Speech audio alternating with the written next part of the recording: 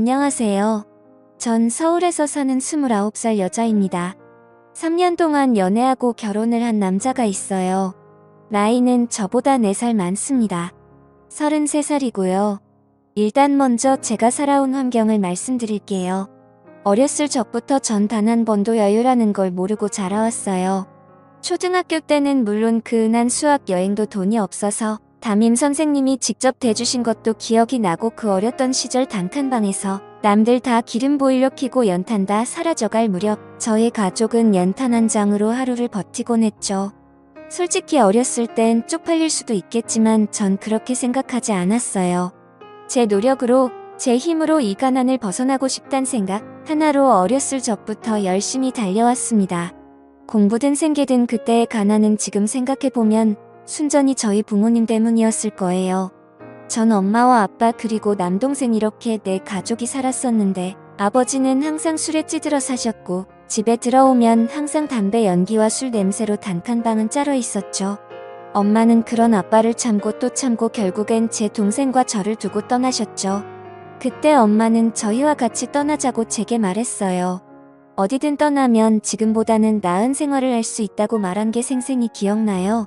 제 나이 그때 중학교 1학년 사춘기도 채우기 전이었죠. 그때 전 당장이라도 엄마를 따라가고 싶었지만 제 속마음은 내가 이렇게 동생이랑 엄마랑 떠나버리면 저 홀로 남겨진 아빠는 어떡하지라는 생각이 먼저 들더라고요. 아버지는 술과 담배에 찌들어 사셨지만 저희에게는 늘 다정하셨어요. 주변에 술 먹고 가족 때리고 협박하고 그런 일은 단 한 차례도 없었죠. 그래서 그런가 어릴 때 전 아빠를 떠날 수 없었죠.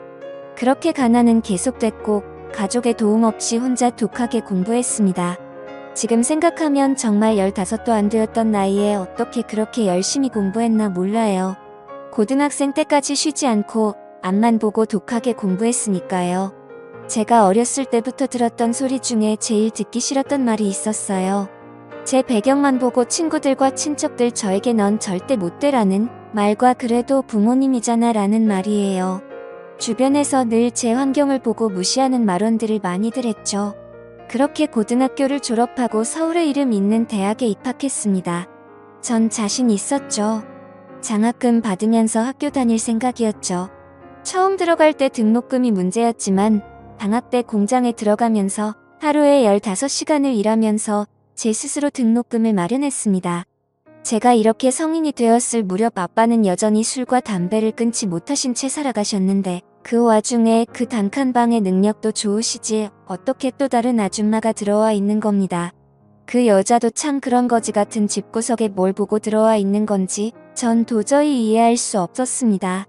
그렇게 저와 제 동생에게 소개를 하는 듯 앞으로 우리 엄마 될 사람이라고 엄마라 부르랍니다. 저희는 거부했죠. 싫다고. 그때였습니다. 제 동생과 처음 심각하게 혼이 났어요. 아빠한테 그 순간 제 마음속 깊이 담겨있던 후회가 터졌나봐요. 엄마가 떠나자고 했을 때가 생각이 혹 나는 거예요. 그러면서 얼마나 울었는지 전 꿈이 있었습니다. 제 스스로 이 가난을 벗어나고 싶다고 늘 다짐했습니다. 그래서 제 동생도 제가 꼭 이 가난을 벗겨내주고 싶었죠. 그렇게 장학금 받아가며 대학을 졸업하고 바로 대기업에 취직했습니다. 전 누구보다 똑똑하다고 자부했고 공부뿐 아니라 사람관계 인성 모든 게 뛰어나다고 주변에서도 또 스스로도 그렇게 생각해왔습니다. 몇몇 그렇게 친하지 않은 친구들은 적어도 독한 여자다. 어릴 때 그렇게 거지처럼 살더니 등 부러움과 시기를 대놓고 보여주더라고요. 그렇게 24살의 어린 나이에 연봉이 6천 정도 됐죠. 해가 지날수록 연봉은 더 오르고 대기업에 다니는 걸 아시는 아버지는 제게 돈을 요구하시더라고요. 집도 이사해야 하지 않겠냐고. 전 말했어요. 여태 제가 이렇게 혼자 노력해서 이 자리까지 왔는데 아빠는 도대체 제가 이렇게 지낸 세월 동안 뭘 하셨단 거죠? 솔직히 예전에 제가 저희한테 그렇게 하지만 않았어도 이렇게 모질게 하진 않았을 거예요. 엄마 없이 자란 저와 제 동생을 스스로를 위로하며 외롭게 자란 저의 남매를 방치한 아빠가 더더욱 미워지더라고요. 그렇게 전 회사 생활을 하며 열심히 돈도 모았습니다. 보통 동료 직장들 보면 입사하자마자 대출 받아서 차 사고 대출 안 받아도 2년 차만 돼도 차는 기본으로 깔고 다니더라고요. 저는 굳이 차가 필요한가, 지하철이란 엄청 편한 교통수단이 있는데 굳이 돈도 아깝고 살 이유가 없었습니다. 그 돈 다 저축했습니다. 어려서부터 가난한 게 습관이 됐는지 돈을 벌었으면 쓸 줄 알아야 하는데 그냥 다 아까웠습니다. 제 입으로 들어가는 음식들, 제가 입는 옷들 전부 아꼈죠. 그렇지만 제 하나뿐인 남동생에게만큼은 뭐든 해주고 싶었어요. 어떻게 보면 여태까지 버틸 수 있었던 건 동생 하나만 바라보고 이 자리에 왔던 거니까요. 그래서 그런가 동생도 졸업하고 잘 자라줘서 지금은 좋은 대학하고 군대 다녀와서 초업 준비 중에 있어요. 군대 있을 때 매달 50만 원씩 용돈 보내줬는데 제대하고 나서 저한테 1,000만 원을 주더라고요. 누나한테 받은 돈 허투루 쓰지 않고 꼭 필요한 데 쓰고 싶었다고. 근데 꼭 필요한 순간이 이 돈은 제가 결혼할 때 못했으라는 동생의 말이었습니다. 이런 동생을 제가 어떻게 안 좋아할 수 있겠습니까? 그렇게 지내오다가 회사 동료랑 우연히 술자리를 같이 하다가 만난 남자가 있었습니다. 호감이 갔죠. 무엇보다 대화가 정말 잘 통하더라고. 그렇게 연애를 시작하게 됐고 연애 3년차 저희는 결혼을 약속했죠. 남자친구의 부모님은 저희와 반대로 어머니만 계셨었죠. 외동아들의 시어머니 혼자 키우셨단 거죠. 혼자 키우신 것 치고 생각보다 부유한 환경을 갖추고 계셔서 조금 당황스러운 건 사실이었습니다. 수려한 외모에 맞지 않은 젊음, 엄청 고우셨어요. 정말 곱게 절한 사모님 느낌이었죠. 그렇게 인사를 드리고 시어머님께서는 저를 마음에 들어 하셨습니다. 저희 부모님들에겐 소개해주지 않았어요. 해도 어차피 돈만 보고 달려들 게 뻔하니까. 그렇게 저와 남편은 결혼을 했습니다. 시어머님 혼자 계셔서 처음엔 집에 들어가 사는 게 맞나 생각도 했는데 남편은 엄마 혼자서 잘 계신다며 따로 먼저 나와 살자고 하더라고요. 그래서 전 아무래도 그게 조금 더 편할 것 같지만 한편으로는 걱정도 되긴 했죠. 그렇게 결혼 생활을 하면서 전역한 지 얼마 안 된 동생한테 연락이 한 통 왔어요. 누나 혹시 매형 지금 집에 있어? 라고 물어봤죠. 아니, 오늘 회사 사람들이랑 회식 있어서 늦는다고 말했죠. 그러자 동생은 놀라지 말라며 절 진정시키고는 친구들이랑 놀고 있는데 유흥가 근처 업소에서 매형이 다른 여자랑 밖으로 나와 숙박업소로 들어가는 걸 목격했다는 겁니다. 전 당장 집 밖으로 뛰쳐나가 동생이 있는 곳으로 갔죠. 동생은 제 남편이 들어간 모텔 옆에서 지키고 있었고 모텔 주인에게 물어보니 들어간 호수는 말해줄 수 없다며 제가 들어가는 걸 막았죠. 어쩔 수 없이 그곳에서 계속 기다렸어요. 동생은 돌려보냈죠. 제가 알아서 하겠다고 전화는 하니 받지 않았고 동생이 가고 난 뒤에 1시간이 지났을까 딱 봐도 술집 여자처럼 보이는 여자랑 같이 나오는 것이었죠. 저는 바로 달려가서 남편을 후려갈기고 머리채를 쥐어잡았습니다.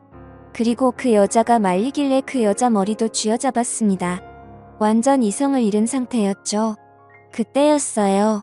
어디서 멀리 들어봤던 목소리로 지금 뭐하는 짓이야 라는 소리와 함께 소리가 나는 쪽을 쳐다보는 순간 뺨을 맞았습니다. 제 뺨을 때린 사람은 제 시어머니셨습니다. 전 너무 당황스럽고 지금 이 상황은 무엇이지? 벙찌고 있는 순간 제 남편과 같이 모텔에서 나왔던 여자가 제 시어머니에게 사장님, 저 여자가 갑자기 나와서 제 머리채를 잡았어요 라고 말했죠. 사장님 대체 이게 다 무슨 일이냐고 말하니까 제 시어머니는 술집 마담이셨던 겁니다. 지금 생각해보니 그 외모와 어울리는 직업이었죠. 홀어머니가 어떤 능력이 있기에 지금 사는 집도 엄청 좋고 궁금하긴 했었는데 너무 충격이었죠. 그래서 시어머님께 말씀드렸어요. 이 사람 언제부터 이런 곳에 들락날락했냐고. 그랬더니 그냥 잠깐씩 가게 와서 도와주는 식으로 핑계를 대더라고요. 이에 아가씨랑 같이 나온 것도 손님이랑 있다가 제 남편이 마중 나온 거라고. 아니, 그걸 왜 제 남편이 하고 있고 그걸 또 믿으라는 게 진짜 사람 바로 앞에서 바보 취급하는 것도 아니고 그 불륜녀는 제가 와이프인 거 늦게나마 알았는지 남편이랑 찍소리도 못하고 있더라고요. 어떻게 이럴 수 있는 거죠? 아니 어떻게 지 자식이 대놓고 딴 여자랑 바람을 피우고 있는데 저걸 감싸주는 시어머니가 더 납득이 되질 않았습니다. 저는 그 자리에 힘이 빠져 주저앉아서 눈물만 흘렸습니다. 그때 제 남동생이 가지 않고 상황을 지켜보다가 남편에게 다시는 내 눈에 띄면 가만 안 둔다고 하고 절 부축하며 집으로 돌아왔습니다. 그날 이후로 이혼 소송을 바로 준비 중에 있습니다. 그나마 아이가 없다는 거에 정말 천운이라 생각해야죠. 앞으로 저에게 사람이란 제 친동생 빼고는 아무도 못 믿을 것 같습니다.